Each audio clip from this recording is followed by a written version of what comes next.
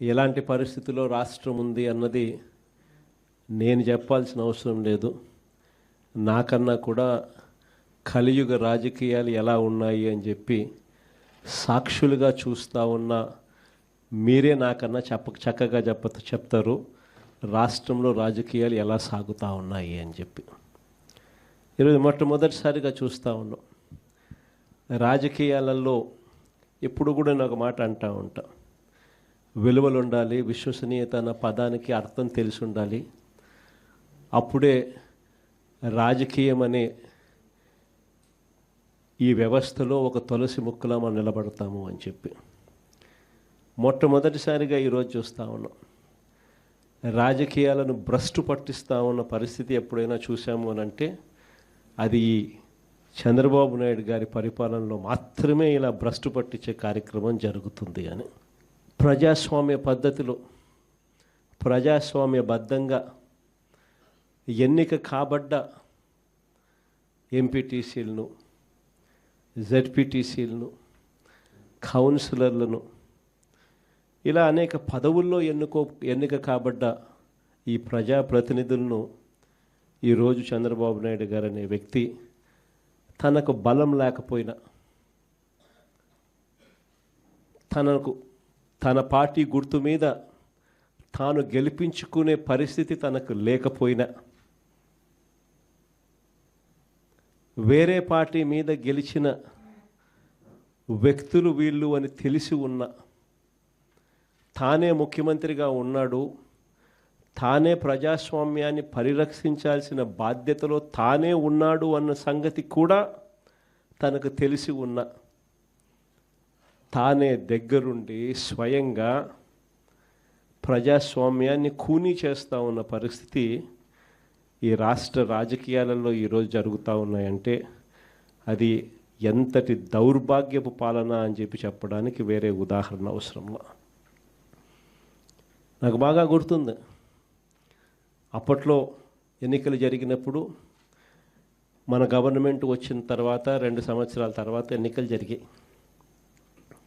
ఆ రోజు ఎన్నికలు జరిగినప్పుడు కూడా కోవిడ్ లాంటి మహమ్మారిని ఎప్పుడు మనం చూడాల. మనం ఎన్నిక ప్రమాణ స్వీకారం చేసింది జూన్లో ప్రమాణ స్వీకారం చేసాం. ప్రమాణ స్వీకారం చేసిన కొద్ది నెలలకే మార్చ్ కల్లా కోవిడ్ లాంటి మహమ్మారిని చూసాం. రాష్ట్ర చరిత్రలో ఇలాంటి ఘటన జరుగుతుంది, ఇలా కోవిడ్ లాంటి మహమ్మారి ఇలా ఉంటుంది, ఇలా వస్తే కోవిడ్ లాంటి మహమ్మారి వస్తే రాష్ట్రం పరిస్థితి ఎలా ఉంటుంది అన్నది కూడా ఎవరూ బహుశా ఊహకు కూడా అందలేదు. రాష్ట్ర ఆదాయాలు తగ్గాయి, రాష్ట్రం అనుకోని ఖర్చులు పెరిగాయి.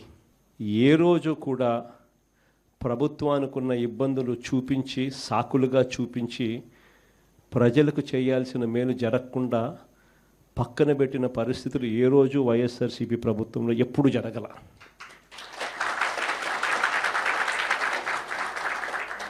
మనకున్న సమస్యలు ఎన్నున్నా కూడా చిక్కటి చిరునవ్వునే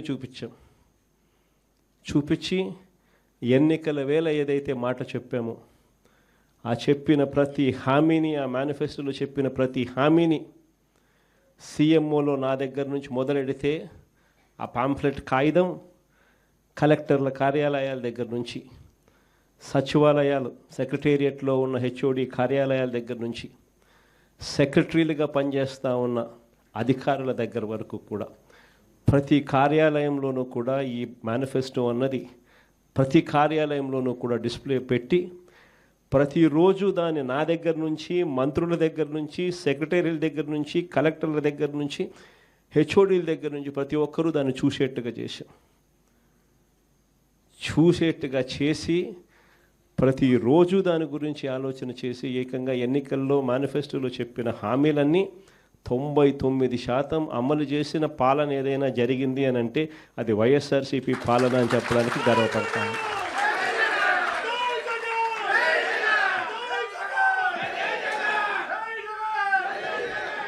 అంత గొప్పగా ప్రజలకు మంచి చేయగలిగాం కాబట్టి 2 ఏళ్ల తర్వాత ఎంపీటీసీలు, జెడ్పీటీసీలు, సర్పంచులు, కౌన్సిలర్లు ఈ ఎన్నికలు జరిగినా కూడా మొత్తం అన్నింటినీ స్వీప్ చేసాం.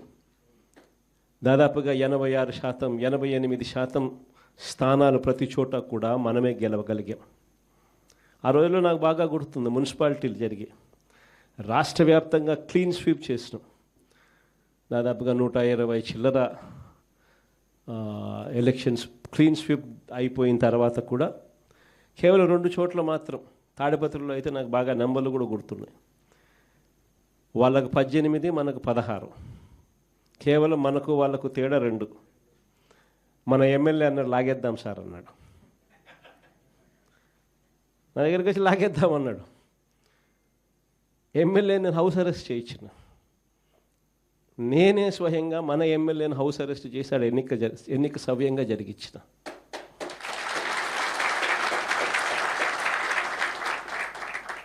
వైఎస్ఆర్సీపీ హయాంలో అంతగా ప్రజాస్వామ్యానికి కట్టుబడి ప్రజాస్వామ్యానికి పరిరక్షకులుగా ఉన్న ముఖ్యమంత్రి స్థానంలో ఉన్న వ్యక్తి పాలన ఎలా చేయాలి అని చెప్పి చూపించాడు ఆ రోజు మున్సిపల్ ఎన్నికలు. ఈరోజు ఏం జరుగుతూ ఉంది? దగ్గరుండి ప్రజాస్వామ్యాన్ని ఖూనీ చేస్తూ ఉన్నారు. దగ్గరుండి ముఖ్యమంత్రి స్థానంలో ఉన్న వ్యక్తి కుప్పంలోనే తాను ఇదే పని చేస్తూ రాష్ట్ర వ్యాప్తంగా ప్రతి చోట కూడా ఇదే చేయమని చెప్పి తన ప్రతి ఎమ్మెల్యే అభ్యర్థికి, తన నియోజకవర్గాల్లో ఉన్న వాళ్ళందరికీ కూడా ఇదే మాదిరిగా ప్రోత్సహిస్తూ ప్రజాస్వామ్యాన్ని దగ్గరుండి ఖూనీ చేస్తూ ఉన్నారు. ఇలాంటి చెడిపోయిన రాజకీయ వ్యవస్థలో విలువలకు తావిచ్చి విశ్వసనీయత అన్న పదానికి అర్థం చెబుతూ ప్రజల తరపున నిలబడడానికి సిద్ధమై ఎంపీటీసీ లాంటి చిన్న పోస్టుల్లో ఉన్న వాళ్ళైనా, కౌన్సిలర్ల వంటి చిన్న పోస్టుల్లో ఉన్న వాళ్ళైనా, జెడ్పీటీసీల వంటి చిన్న పోస్టుల్లో ఉన్న వాళ్ళైనా, ఏకంగా చంద్రబాబు నాయుడు గారి ముఖ్యమంత్రి స్థానంలో ఉన్న వ్యక్తికి కూడా, అయ్యా చంద్రబాబు, రాజకీయాలు నీ మాదిరిగా కాదు చేయాల్సింది, మమ్మల్ని చూసి నేర్చుకో అని చెప్పి చంద్రబాబు నాయుడికి గుణపాఠం చెప్పే పరిస్థితిలో రాజకీయాలు చేసిన మీకు హ్యాట్స్ ఆఫ్ చెప్తూ సెల్యూట్ చేస్తా ఉన్నా. ఎందుకనంటే రాజకీయాలలో విలువలు, విశ్వసనీయత అన్నది ఎంత అవసరమైన పాయింటో ఈ ఒక్క ఉదాహరణ చెప్తాం.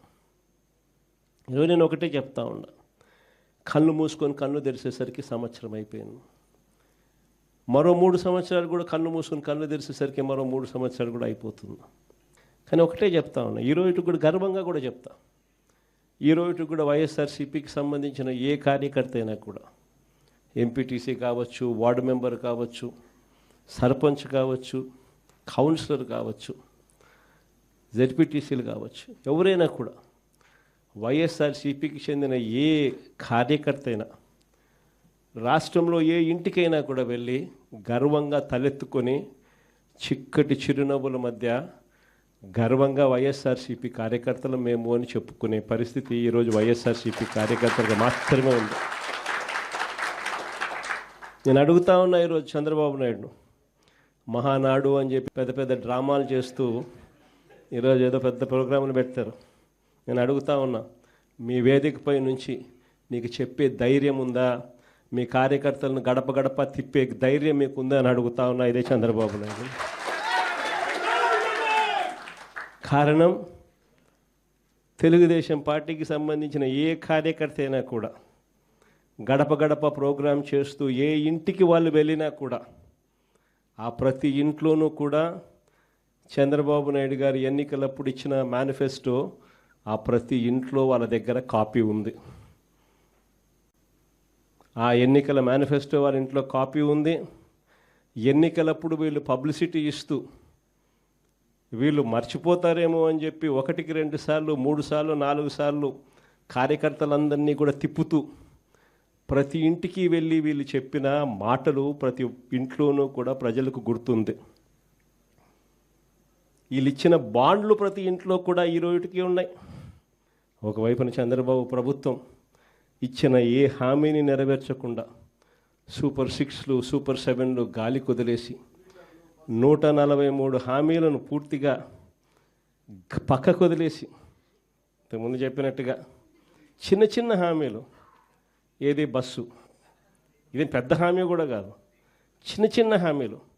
మా కడపలో మహిళలందరూ ఎదురు చూస్తూ ఉన్నారు, ఎప్పుడెప్పుడు చంద్రబాబు ఇది చెప్తాడా, ఎప్పుడెప్పుడు ఇది అయిపోతుందా, విశాఖపట్నం పోయి అట్లా రావచ్చు కదా, పొద్దున పోయి సాయంత్రానికి విశాఖపట్నం రావచ్చు కదా అని చెప్పి మా వాళ్ళందరూ ఎదురు చూస్తూ ఉన్నారు. ఇటువంటి చిన్న హామీలు కూడా పట్టించుకునే పరిస్థితులు. గ్యాసు, అది ఇంకొక చిన్న హామీ.